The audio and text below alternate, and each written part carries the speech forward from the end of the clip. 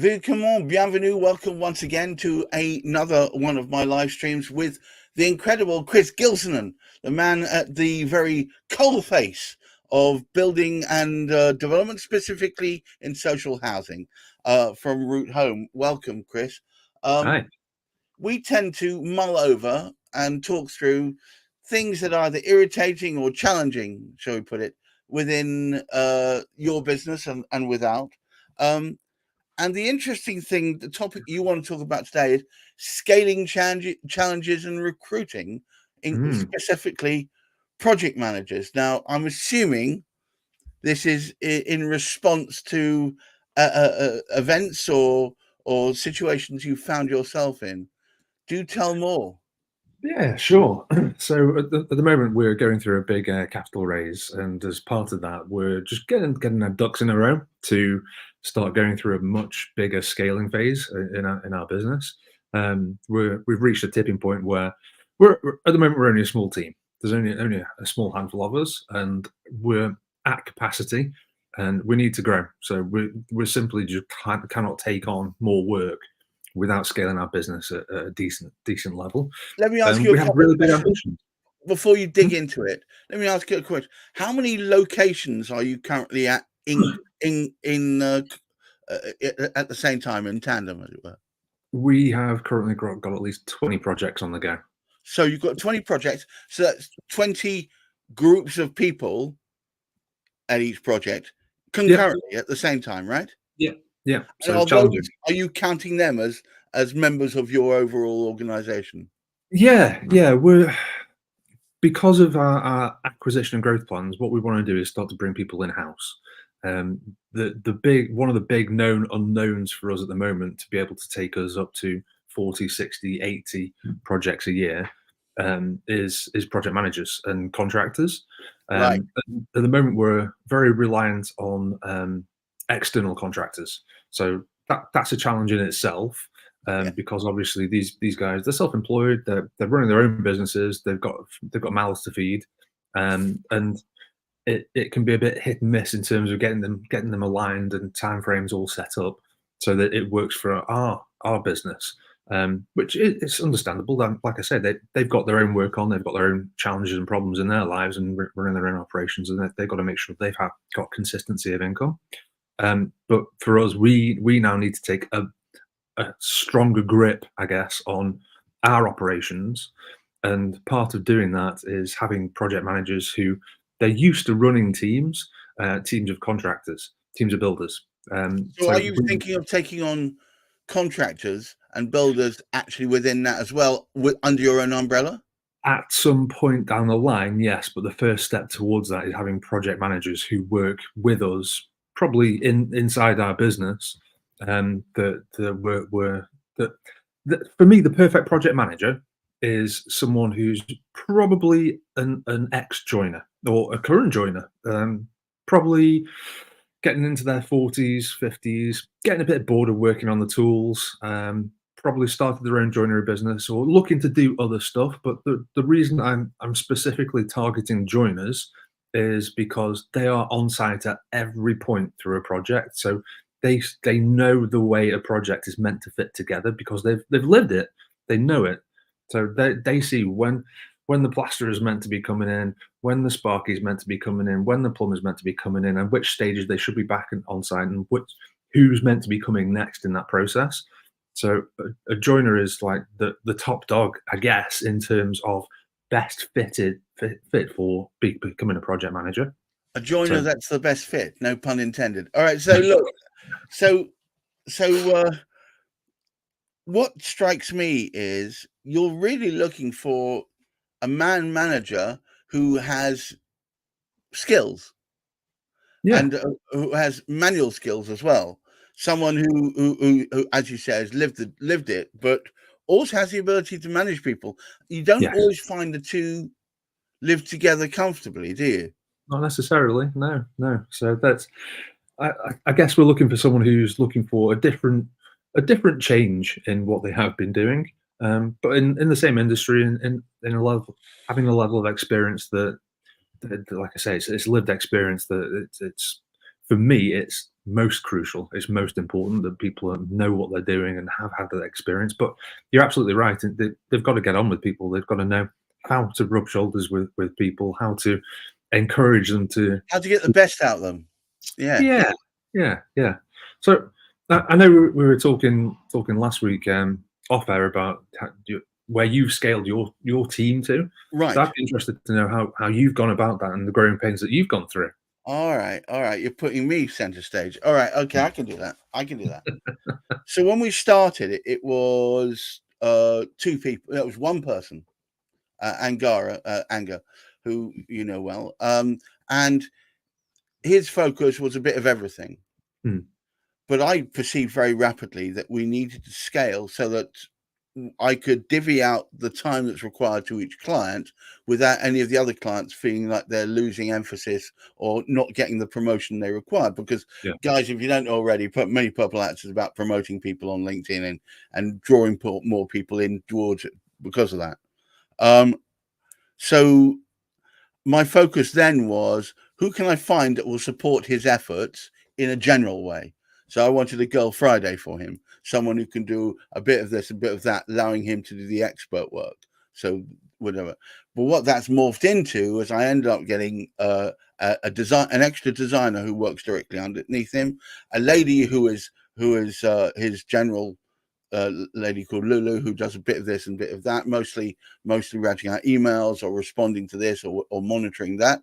I ended up bringing in 2 data scrapers, the people who are hunting down who are the ideal clients and building that. So each of them ended up with 3 teams, effectively, with Anger at the top of the tree, monitoring each of their process. Yeah. So he ended up being less, to use the analogy, less on the tools and more being a project manager. Yeah. Although he's still very much at the forefront on intricate design or logo design and things like that. So we've ended up with 3 teams. We've got the data scrape team, we've got the design team, and we've got the copywriting and etc. team, which Anger pretty much inhabits within. But to get there, we did it in small steps. So we brought on the first lady, who was to his right hand lady, and then once we got beyond 6 or 7 clients concurrently, we realized we needed people to be able to do design work when he was focusing on working with her. So that's when we brought the first designer on. Then it became patently obvious that we needed a second one because the load on the design work increased. So we created a separate design team. But the problem is, behind all this, I'm trying to make sure that I can be extricated so that I don't have to be in every meeting and I don't have to be managing them. So they need to become a level of self-governance. Now that takes a kind of personality to do that. And so when you're looking for these people, I guess you're not simply looking to see how expert they are at being a joiner or even how good they are at getting on with people down the pub. They need to be kind of light the fire under their own arse to get on with it, so you don't have to check in with them every 5 minutes. Yes, that's right. Yeah, I'm definitely. It's one of the things I'm definitely conscious of. Actually, removing myself from the process as much as possible. And at the moment, I'm hugely involved in many of the processes. Just before we came on air, guys, Chris said, "I've got a whole pile of calls and things to do today. Some which letting people down, some people asking further questions, some people bring them on, whatever." And that speaks of the fact that you are still a man wearing a lot of hats, and I can talk from experience. We are literally recruiting right now for someone to manage some of our sales enquiries processes. So that's ongoing as we speak. And again, another element that I'm doing a huge amount of at the moment. Sales admin seems to be taking a huge amount of my time. Well, it just goes to show, and you've got to feel your way through. We tried a process with you earlier in the year to try and encourage that, which didn't work so well.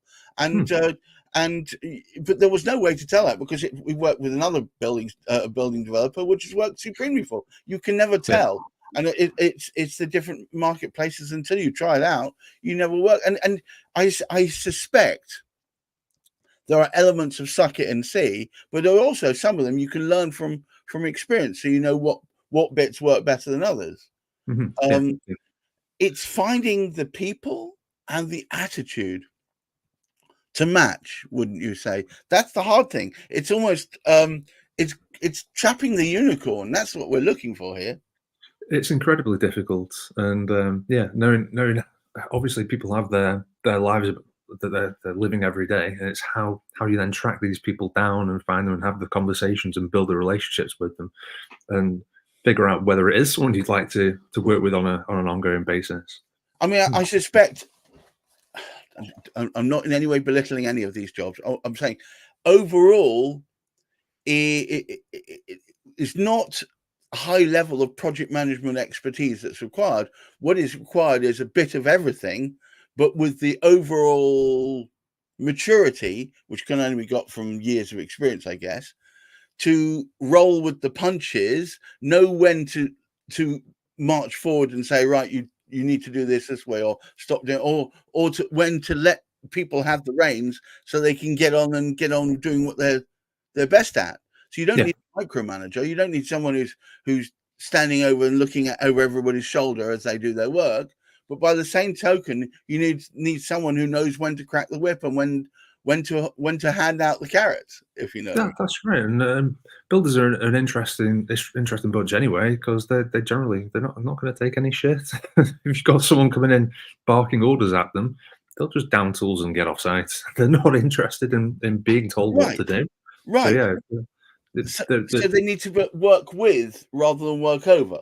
It's that curious mix, and also I suppose, dare I say it, if they've already got that experience and they're, say, well known in the trade for being a joiner for 30 years, if they're well known as having expertise, that will immediately enable them to get a level of respect with the people they're helping manage, which is going to make that job that much easier, because rather than how dare them, they say we need to do this by such and such a date, they'll realize that they perhaps have calculated that if they don't do this, they'll run out of whatever that is.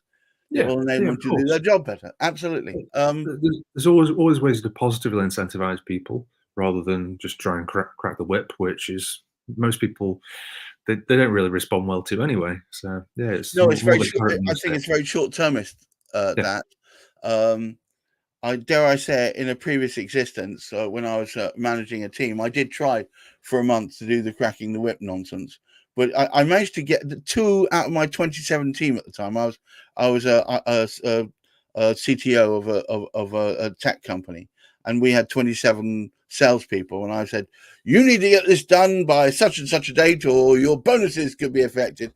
And 1 or 2 people reacted, but almost nobody else did. So instead, I turned it around to saying there'll be incentives along the way as you achieve each of these goals. And suddenly there was a rush of improvement. So I'm not saying that always works, but I'm saying you've kind of got to cut your cloth according to what you've got available to you. And I mean, so now, I mean, let me give some figures. How many workmen typically work on a particular project for you at any one time? Oh, there's between about 5 and 7 people on site at any time, really. I mean, and that's 5 or 7 people out of a pool of how many? I mean, do they vary depending on what the so sparks could be predominantly there, as opposed to one day it could be someone who's doing, I don't know, drywalls or putting up stud walls or something.